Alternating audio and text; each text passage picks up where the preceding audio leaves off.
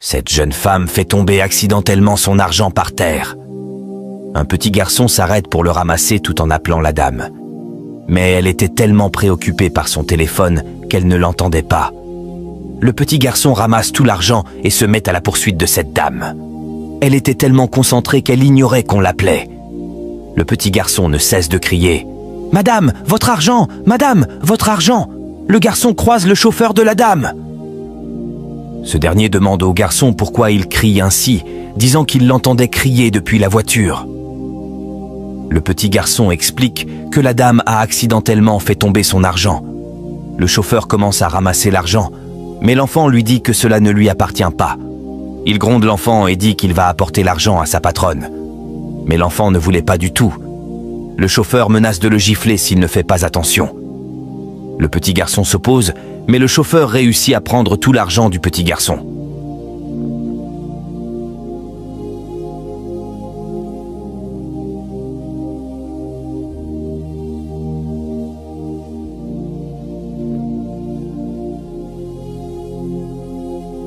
Le petit garçon remarque que le chauffeur a mis tout l'argent dans sa poche au lieu de le donner à la dame.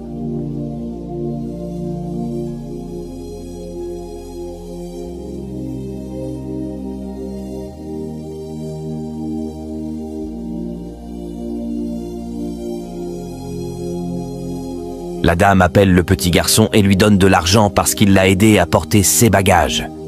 Elle demande au petit garçon pourquoi il n'est pas à l'école en train d'étudier comme les autres. Il répond qu'il n'a plus personne et que c'est ce qu'il fait pour manger. La dame lui donne du courage, lui disant de ne pas abandonner et de travailler dur pour devenir quelqu'un de meilleur demain. Elle lui demande de monter dans la voiture pour le déposer chez lui. Le petit garçon dit qu'il ira d'abord garer la brouette et reviendra. Le chauffeur le menace, lui disant que s'il parle de ce qui s'est passé, il lui fera du mal. L'enfant part rapidement pour déposer la brouette.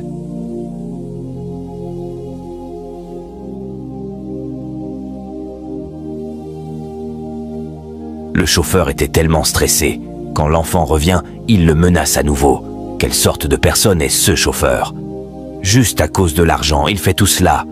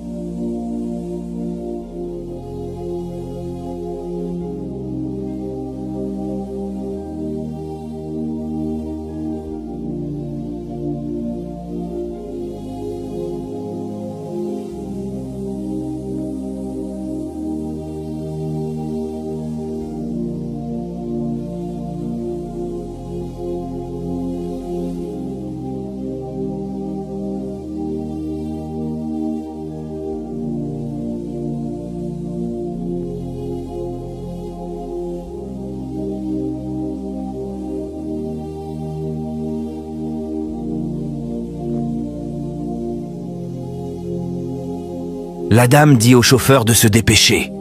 Il court et ouvre le coffre arrière pour faire descendre les bagages de sa patronne.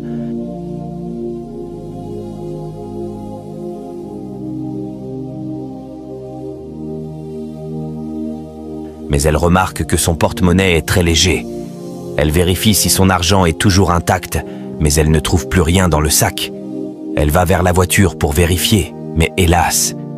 Très étonnée, elle vient vers son chauffeur pour lui demander s'il n'a pas trouvé son argent par hasard, une somme de 300 000 francs. Il dit « Non, madame, je n'ai rien vu. »« Désolé, mon garçon. Dis-moi, tu n'as pas retrouvé mon argent quand on prenait mes bagages ?» L'enfant dit « Oui, madame, j'ai vu votre argent. »« Où se trouve-t-il, mon garçon ? C'est votre chauffeur qui l'a pris et mis dans sa poche. »« Moi ? Tu m'as remis quoi ? Quand m'as-tu remis de l'argent ? C'est vous, monsieur, qui l'avez pris. Mais mon garçon, tu es sûr de ce que tu racontes ? Si c'est toi qui as pris mon argent, rends-le-moi. L'enfant dit que c'est avec le monsieur et qu'il l'a menacé de le frapper s'il dit quoi que ce soit. Menacé ? Madame, je ne sais même pas de quoi il parle. On s'est déjà croisés une fois ? Sous votre respect, l'argent est avec vous, monsieur. Attendez, attendez.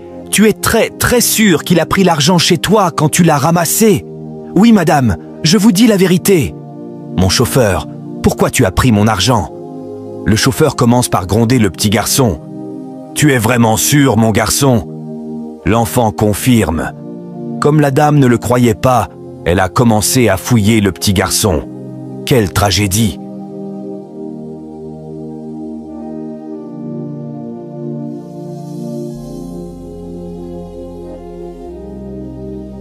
La dame fouille et refouille le petit garçon mais ne trouve rien. Tu n'as vraiment pas pris mon argent? Non, madame, je n'ai pas pris votre argent. C'est lui qui l'a pris. La femme dit, bon, dis-moi, si c'est vraiment lui qui l'a pris, c'est où? Il dit que c'est dans sa poche. Ah bon? Dit-elle. Madame, est-ce que je suis un voleur? Est-ce que je vous ai déjà menti? Ne te justifie pas de cette façon. La confiance n'existe pratiquement plus. Madame, je n'ai pas pris votre argent. Donc tu n'as pas pris mon argent. C'est noté. Elle dépose son porte-monnaie et fouille son chauffeur. D'un seul coup, la dame retrouve son argent. Jésus-Christ, dit-elle.